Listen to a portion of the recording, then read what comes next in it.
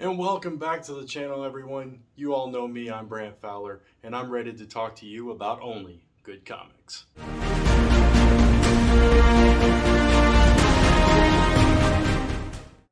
This time we're going to be talking about Superman issue number 1 from DC Comics, written by Joshua Williamson with art by Jamal Campbell. This is a brand new book that just came out this past Wednesday, so if you haven't picked up your comics yet, I'm going to try not to spoil too much, but I am going to kind of talk about it, so definitely be aware of that going in.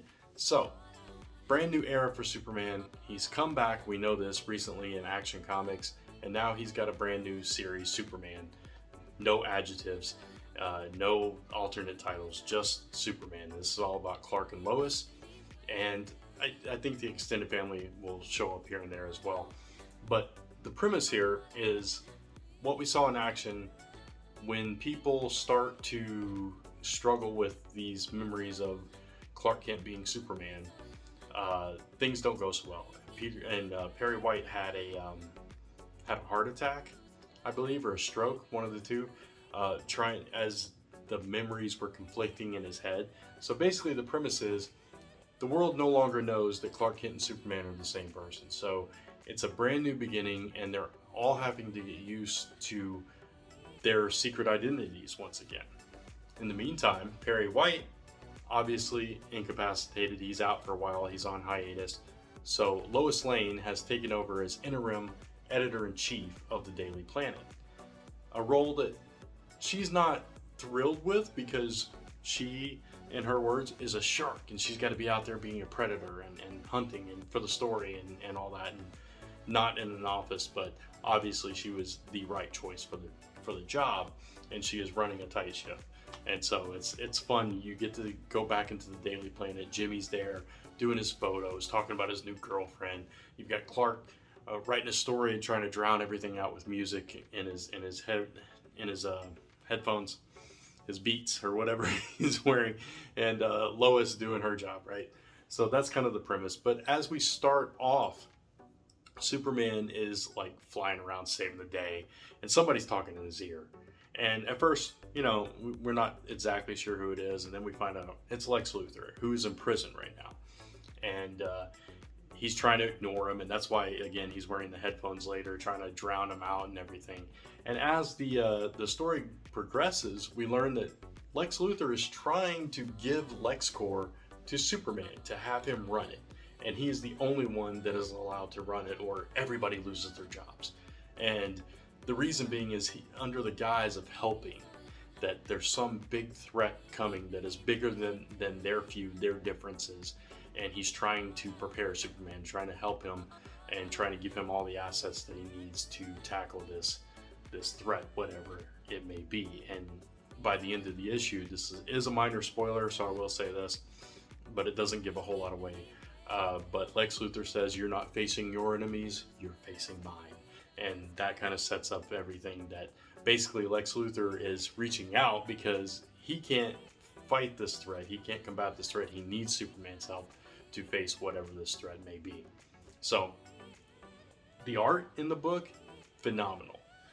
Really great expressions, great poses, great close-ups, bright, vibrant art, strong lines, but it's still a fun style.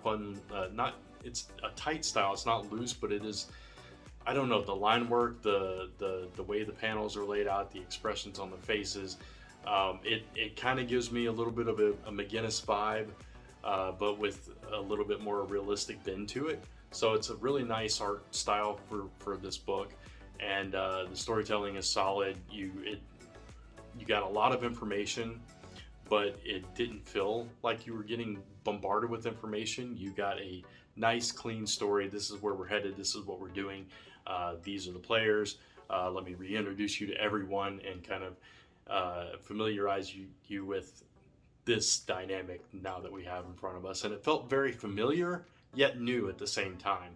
So I thought this was a really great first issue for Superman going forward, and I can't wait to see where this particular series goes and what this threat is, and if Lex Luthor and Superman can coexist, if he's going to actually utilize LexCorp, or if he's just going to ignore all that altogether.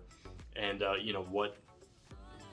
how they're going to reintegrate with society, having to once again hide who they are and not slip up, and if there's going to be more casualties that start to remember, or they slip and say, hey, you know, I'm changing into Superman, Jimmy, and you know, then Jimmy goes crazy. Who knows? And who is this girlfriend of Jimmy's? Like, is this going to be somebody that's important to this? And we see Mercy in this issue as well, and she's trying to appeal to Superman, and trying to be altruistic a little bit, and trying to demonstrate that she's not just a Lex Luthor lackey, that she's going to approach things differently. But can't really trust Mercy too much either. So a lot of little strings and a lot of clues planted throughout this first issue. And I think this is going to be a really fun story and a fun ride, so you should check it out. Superman issue number 1 from DC Comics. And if you enjoyed this video, please give it a like, hit that subscribe and notification bell so you don't miss any of the content up on this channel. New episodes or new videos on Mondays, and hopefully soon I'll be adding some more content. Before I do get out of here and let you go to read some good comics, I do want to let you know that I do have a Kickstarter running right now for my one of the series that I published, In the Land of the Dragon issue number 2. It is going for about 9 more days as this video goes live, so it ends on March 8th. So go check that out at lastnumberpress.com/dragon. I'll drop a link to that in the comments below. But until next time, thanks for watching, and I'll be back with you again to talk about only good comics. Take care. Bye.